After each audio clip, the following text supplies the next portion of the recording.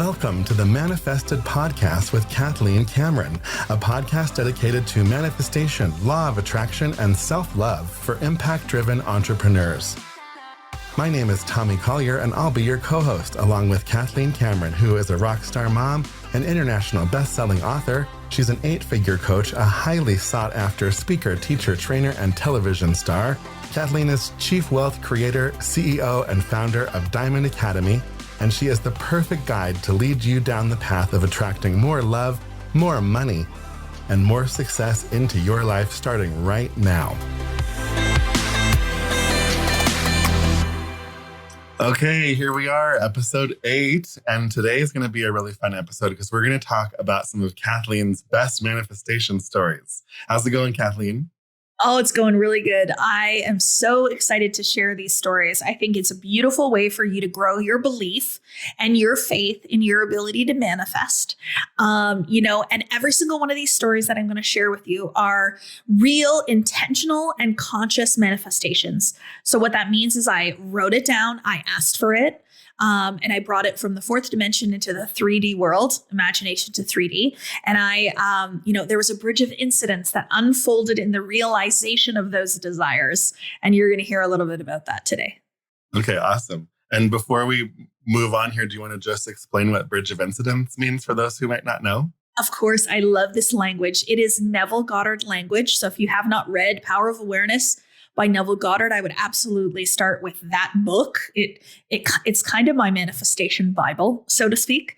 I love it so much. But he mentions the bridge of incidents in a few of his books, and he doesn't say it a lot. It's not something he repeats. He very subtly says it, but it really stuck out to me because so many times we want to know how.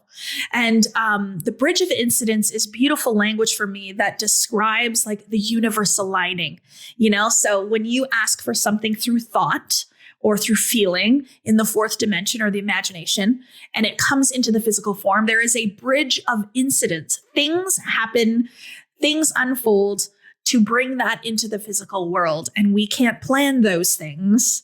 They just happen. And I love the way Neville talks about that. Yeah, so good. Okay, cool. Well, let's get into some stories. Shall we start with maybe the more simple ones first and work up to the bigger ones? Yeah. So it becomes a little bit of a joke sometimes in my community because people are like, how come I can manifest the coffee? And I'm like, well, okay, because it's one of those simpler things. You're not tied to the coffee. So even myself, I remember when I manifested my first coffee, I was like, you know what? I would love a coffee today. And so some people will say, well, isn't it just going and buying a coffee? Isn't that manifesting it? I'm like, well, no, that's a little bit too simple and easy. The manifestation is to have a coffee delivered to you without asking for it. That's the manifestation. And I remember in 2019, when I first started studying with Bob Proctor, I thought, okay, I would love a coffee today. And I was working from home. Kids were at school. I didn't have anybody coming over that day, no friends or anything. And I remember thinking, you know what? I would love a coffee. And I just left it at that. And not like 2 hours later, I get a message from a beautiful woman that her name is Tiffany, who used to clean my house when we lived there. And she messaged me and she's never done this before, but she said, I'm coming over to clean your house. I'm going to be a bit early and I'm going to stop for a coffee. Do you want one? And it was the first time she'd ever asked me to do that. And I was like, yes, I do. Thank you. And it was like, ding, like, I just did that. I influenced her to think about asking me if I wanted a coffee on her way in. That's awesome. Did you tell her? Yeah. Oh, yeah. When she walked in, I said, you're not going to believe it. I manifested that coffee. And I think she thought I was a little crazy at the time. But she's like, what? I'm like, I literally asked for it with my mind. That's awesome. Well, yeah. I want to just back up real quick because you said it's not the same thing to just go buy the coffee. You want to have the coffee, brought to you without asking for it. But I don't want anyone to get confused. Manifesting involves asking. You are asking for it. You're just not maybe going and placing the order yourself. You want to just clarify that? Totally. Yeah, totally. Like asking you shall receive. You think about that in manifestation and I could have gone and bought myself a coffee, but that's something that I've done many, many times before. That doesn't involve me being a new version of myself. That doesn't change anything. But for me to start moving into the energy and the belief that I'm somebody that can think something into existence. That's a different version of me. Yeah. So I was starting to step into her, and I was starting to manifest things that I've never done before. That's the key. It's not doing the same old thing you did yesterday. It's something new. And you know me, I love the effortless way. So if you can get a coffee delivered to you and you don't even have to pay for it, it's pretty effortless. So I wanted to play around, and I hope you notice in a lot of these stories I'm telling you, I'm in an energy, and that energy is fun. Yeah, I'm having fun with it. I'm not tied to it, not tied to the outcomes. Yeah. Yeah. You wanted to materialize the coffee. You wanted a coffee to come into your existence using your mind. Totally. Yeah. Easy, right? Cool. So that's coffee. So what was like the next level? Well, so yeah, when I started writing out, I call it like my list of things, the list of things that I would love to have in my life. Maybe it's experiences or physical things or levels of success or whatever else. There's, this list that I created, and it was like going into the realm of the possible and just allowing it to come a little bit closer by writing it down. So it's not like I had a huge desire to be on TV. This was in 2019, near the end of the year, but I wrote it down because I thought, well, maybe a future version of me will be on TV one day. Who knows? So I just thought I'll write it down. So I wrote on TV, and I wasn't specific about how or when or what or anything like that. And I just let it go. Well, it was so interesting that not even a week later, I was booked to go on a makeover show on local TV here in Canada. And this is something you apply for. And it just literally unfolded so quickly. Like somebody introduced me to somebody that's a stylist on the show who then said, hey, do you want to come on? And I said, sure. And then 3 weeks later, I was filming an episode on a TV show. Just like that. So simple and so easy. But it almost felt like, what else can I do now? Like if I can do this so easily, what else can I do? Yeah. Well, What did you come up with? Oh, tell me.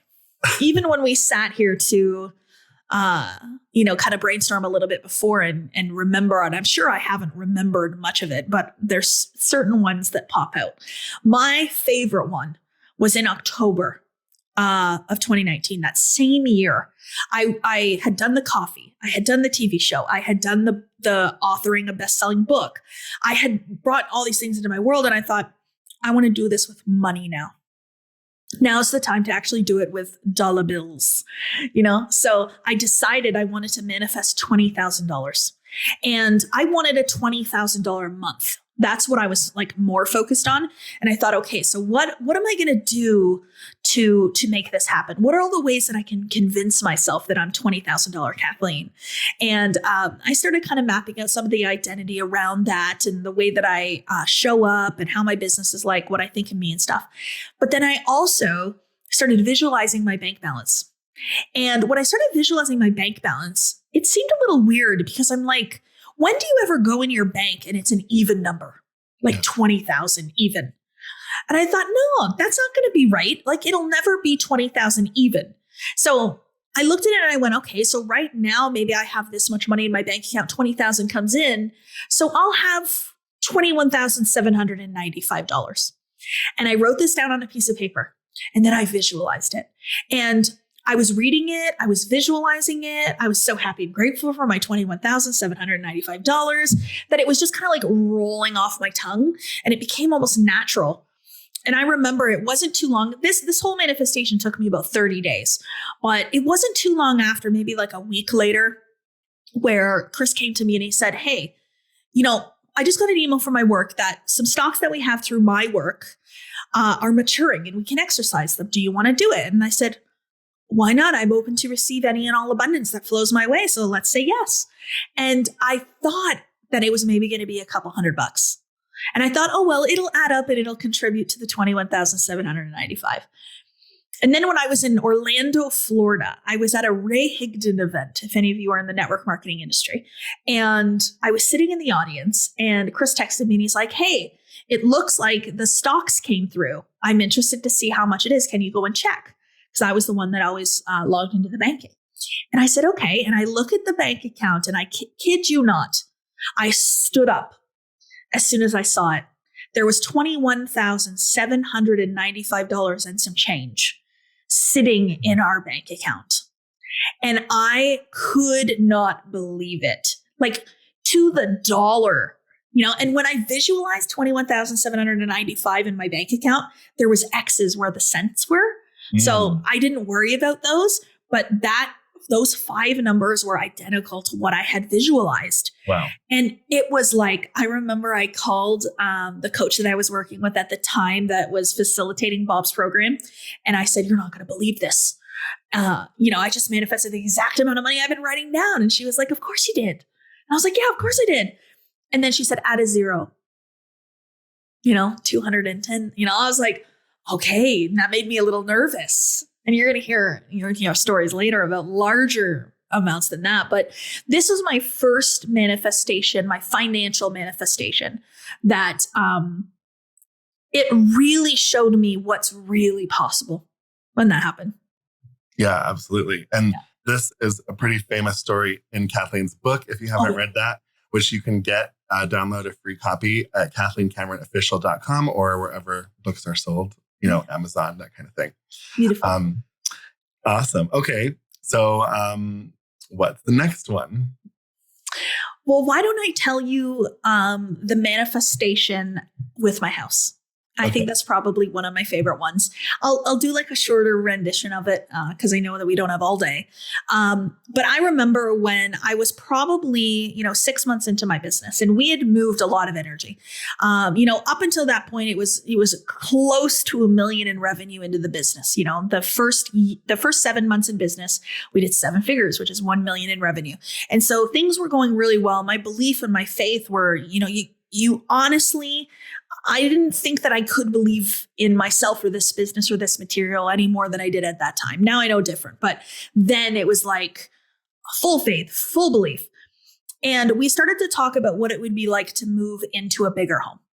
We had downsized into the home that we were in Guelph, Ontario, and I was running the business out of a dining room, and it was quite small and close quarters and things like that. And I really was starting to think about, more vastness of space, more luxurious feel, bigger windows, like all of these things. And we ended up finding a home, and I said, this is my home. I'm manifesting it. And I didn't act in full faith with that home. We almost got it, but I didn't take off a financing condition because I didn't act in full faith and it didn't come through.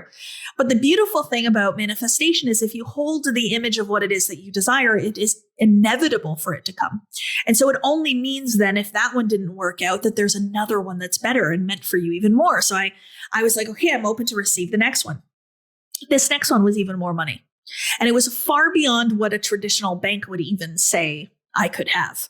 But I wasn't willing to look at the circumstances around the home. I wasn't willing to say, well, the bank doesn't think they're going to fund us. Okay, we need $1 million to put a deposit down. Like, we don't have that. Like, what do we do? I was like, well, we have to just stay in the image and the energy of the wish fulfilled. And so when we live in this house, what is it going to be like? And, who am I going to be by the time, in order to grow into this home, who will I be by the time I move into it?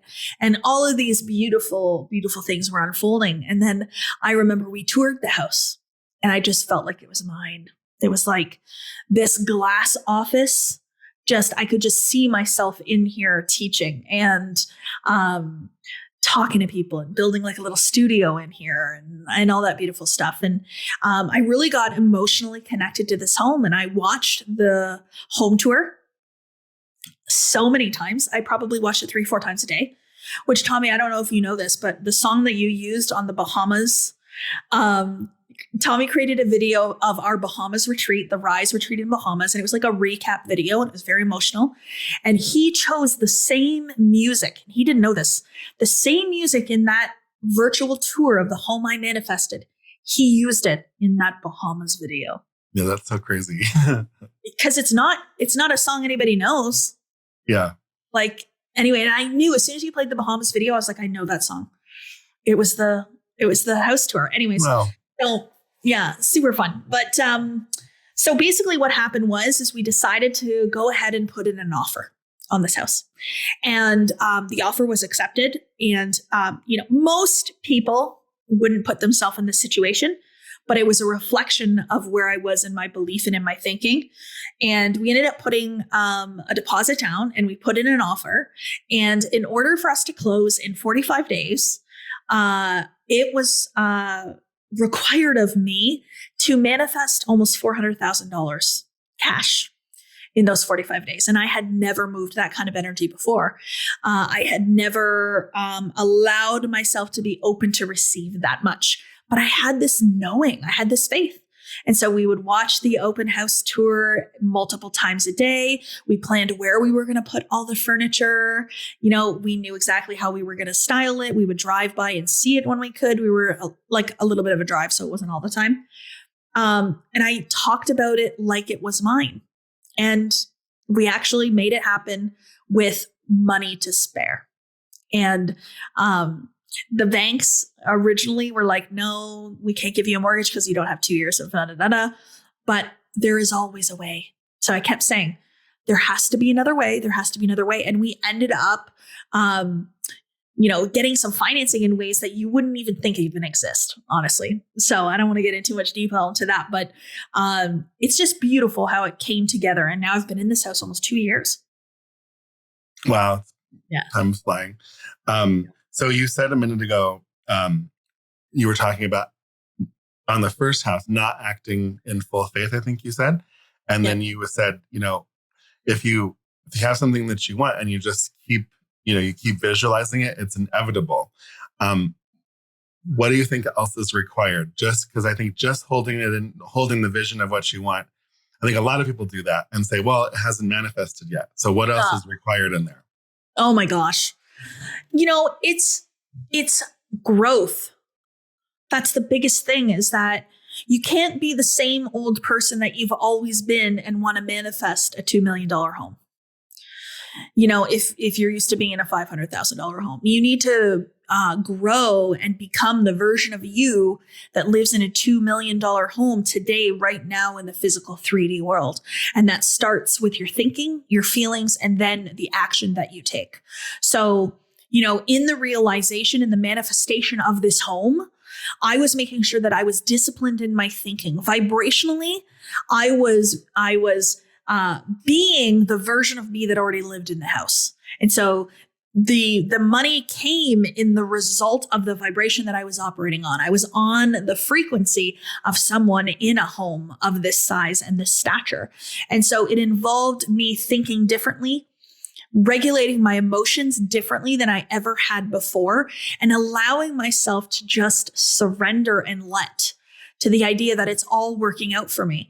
And the last thing I will say too is that there was no underlying feeling that if I did not get this house, that I would be a failure. I really, really believe that if this house was not meant for me, that there would have been another one to come afterwards. Everything happens in divine time, but it came together because of the energy that I held. Yeah. So would you say that means you were detached from the outcome? Absolutely. Yeah. Yeah. How does faith and doubt play in? Well, to me, I read once that a faithless thought is powerless. So if you think something, but you don't have faith in it, it will not have an outcome. It won't create what you desire. So when you decide to change your thoughts, but you don't grow your faith in the new thought, it's useless. It doesn't actually have power. So if you're choosing new thoughts, but you have doubts in them, you're actually manifesting the opposite. And so this is where you can actually manifest your biggest fears, because that's the energy you're giving off. So a lot of people are using affirmations like money flows easily to me. If you have absolute faith in that thought, it's very powerful. But if you're saying that thought in doubt, in an energy of doubt, then the energy you're actually giving off is money's not coming my way. Never has, never will. It's very different. So while we regulate our thoughts, let's also regulate the feelings that we hold around these thoughts. Yeah. The best one that I think about is the affirmation, I am confident. If you're affirming to yourself every single day, I'm confident, I'm confident, I'm confident, it's kind of faithless. Like I don't think I'm confident, so I'm going to say that I am over and over again until I convince myself. But there's a moment where you believe it and you have faith in it, and you don't keep saying, I am confident, I am confident. You say, I am confident. Yeah. That's the difference right there, even in the way that you say it to yourself. And I think too, that moment where you believe it is generally always after you've just done something that scared the crap out of you and you didn't die. Totally. Right. Or, you did something that scared you and you're feeling like the confidence after the fact or in the middle of or whatever. Like it's usually, you never have that moment of belief. That moment of belief doesn't switch usually like when you're just like studying. It happens in the action piece. Totally. It's the moment that you acted confidently. Yeah. And I love that language where nobody died. I actually have a t-shirt. I have a t-shirt that says, but did you die? Right.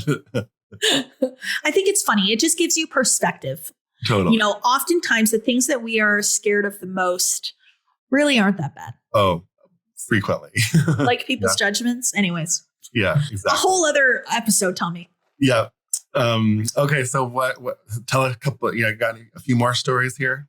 I'm going to tell you a really fun Bob story. Okay. So, most people, that have been following me or follow Bob or in Bob's, coaching community, will know that, during COVID, I did, well in my business, and Bob used to give out pins of recognition. So silver pin, gold pin, diamond pin, and he would do it on stage in the live events. And we weren't having any live events. Like everything was shut down. Everybody was at home. Nobody was doing anything. And so I had achieved my silver pin, and then I achieved my gold pin. And it was kind of like, when are we going to do a conference? I don't even think they've done another one yet. I don't think so. But I wasn't going to wait on them to decide when they were going to do a conference. I actually sat down and I thought, what would be even better? Like, so instead of being disappointed that there wasn't going to be these live events and conferences for me to get my recognition, I thought to myself, well, what would be better than it's 3:33?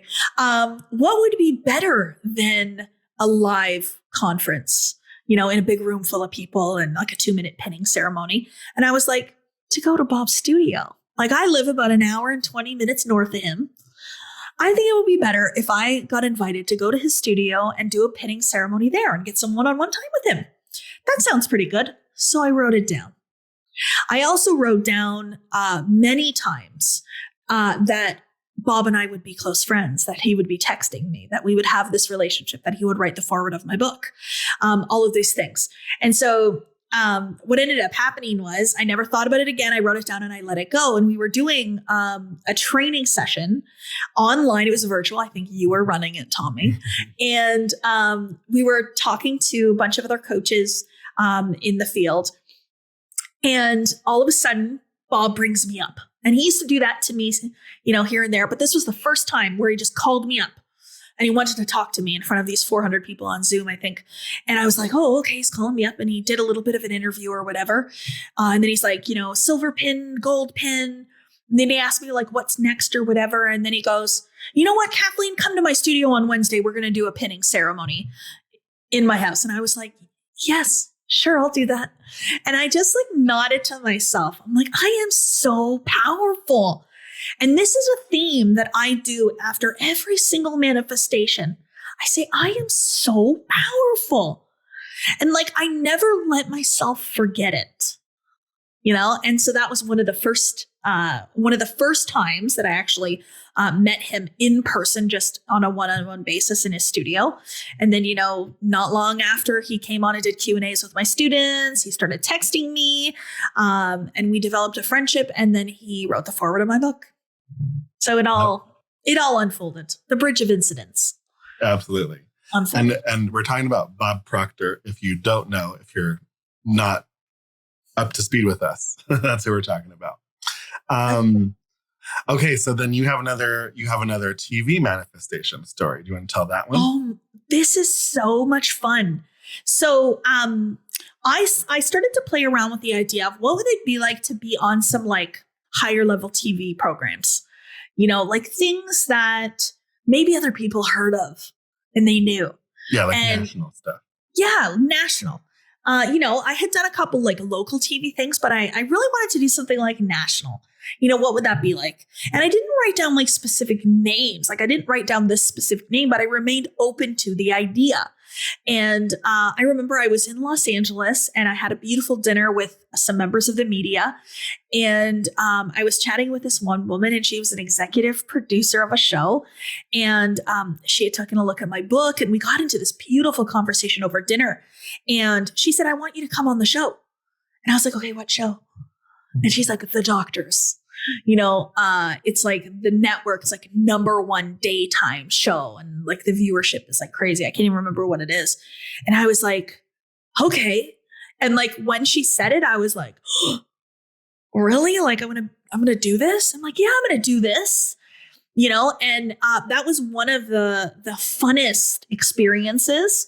It's very different from like local TV. We still did it over Zoom, but you have a call time and you have a script that you have to follow and you have to look a certain way. They wanted me to wear a certain type of thing, get your hair and get your makeup done. And they wanted to test your sound and your video, and it was serious. And then they have delays and you have to wait. But what I can tell you so much with that manifestation is that I grew through the experience of it. So, the nervousness and the butterflies that I felt are going to prepare me for what's to come next. Yeah, for sure. And I think they made you wait around quite a while, didn't they too?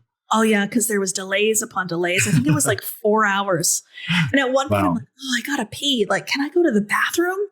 And I just stuck away to go. But yeah, no, it was really good. And then the feedback that we got from the executive producer is probably the best feedback I've ever gotten.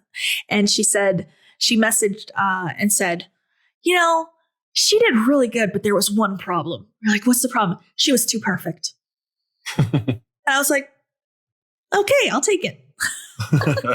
So perfection is not always what people want. Yeah.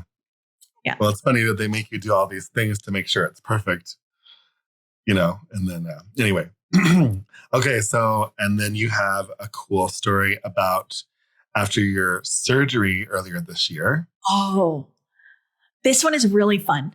So, we did the episode Now or Never podcast episode. So if you haven't listened to that, maybe go back and listen to it. But in May, I had to have emergency thoracic surgery, which is lung surgery.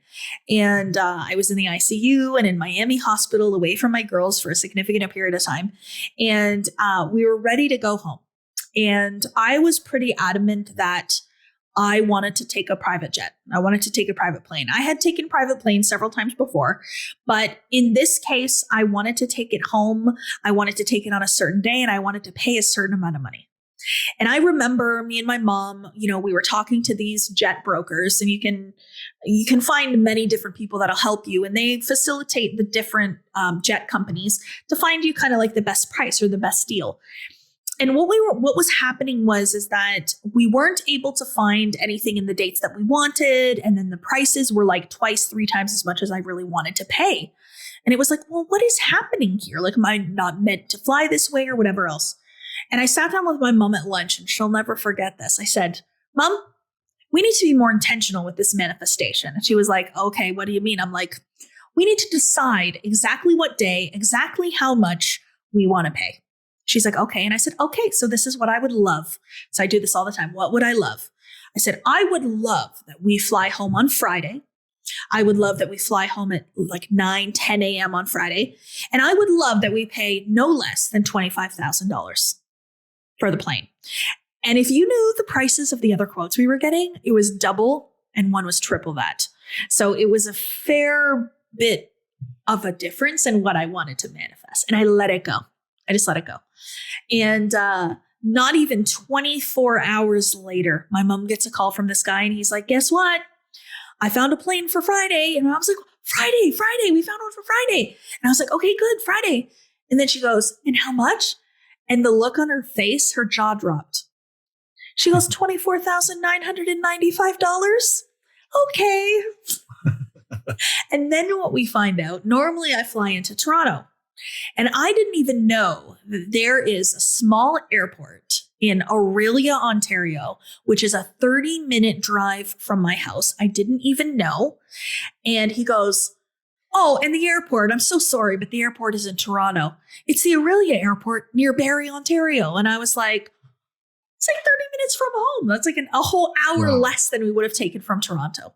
Wow. So it was just such a fun little manifestation and an example of all you need to do is like recalibrate what would you love. You know, we were so focused on what we were seeing, what they were telling us.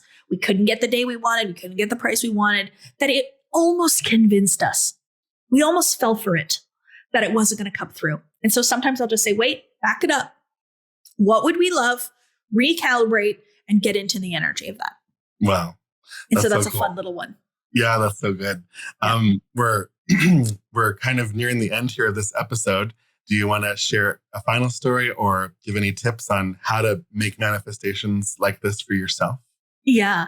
So the biggest thing is that I am a woman who now believes that she can think anything into existence. So I would start with that belief. I really played around a lot with massages. And this is a fun little way that you can try this on for size. But I would call for a massage. The spa would be like booking like 3-4 weeks out. I would call and say, do you have anything for Saturday? And it's like Wednesday. And they're like, no, we book like 4 weeks out. And I'm like, oh, okay, great. Can you put me on the wait list? I'd like a massage at 11 a.m., please. And they're like, but no, we told you we're booked. I'm like, I know, but something's going to come up at 11. So just take my name down and call me. And literally, they call me like an hour later. My lash girl, she knows how magical I am. If I'll message her, I'll be like, ooh, something came up and I need to move my lash appointment. And she'll be like, let me move it. Because she knows that if she doesn't move it, that I'll use my mind to move it. Like literally, I will say, well, I'd like to come tomorrow at like 2. And she's like, no.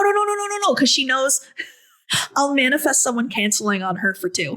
so I can go. So it's funny, like people kind of expect this kind of stuff from me now. That's awesome. I think I've seen you do the massage one too a couple of times. Oh yeah. That's true. Yeah. Yeah. Awesome. Well, I think that's probably a good place to wrap this one up here.